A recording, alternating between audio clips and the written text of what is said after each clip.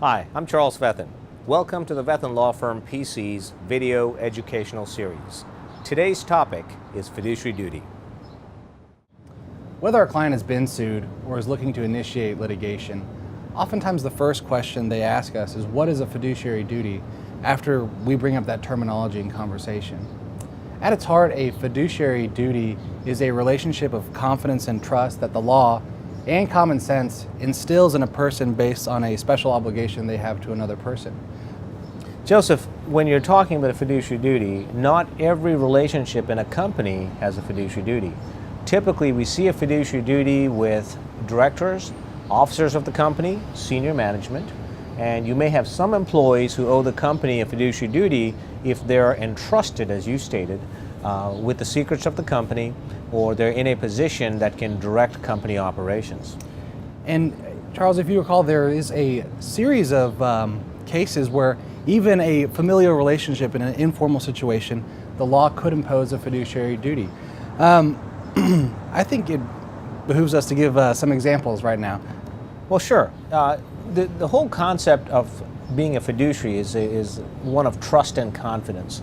So typically in an informal situation, you'll see a fiduciary relationship between individuals who place a great amount of trust in each other. For example, lawyers and clients, doctors and patients, priests, parishioners.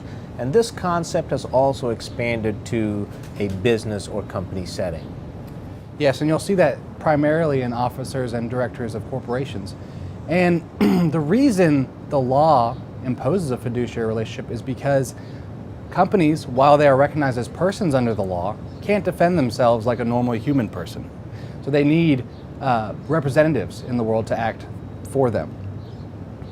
What are people looking at if they believe that there has been a breach of fiduciary duty at the company or the partnership that they're involved with?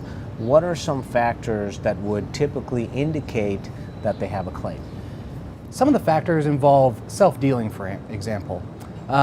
What you might see is a majority shareholder taking a loan from the company on behalf of himself.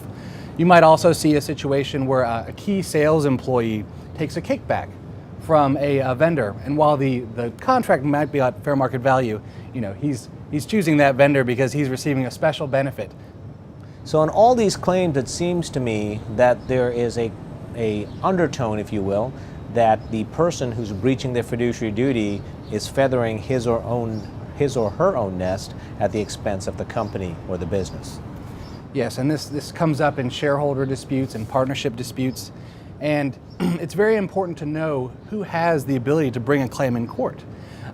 Whereas, normally if you get hit by a car, it's your right to sue.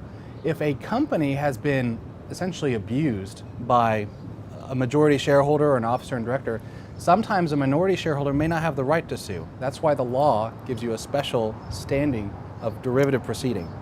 And in a derivative proceeding, Joseph, we are talking about a lawsuit that a minority shareholder or partner brings against the abuser on behalf of the business. Exactly. Okay. Well, if you need more information on fiduciary duty, please visit our website at www.vethanlaw.com.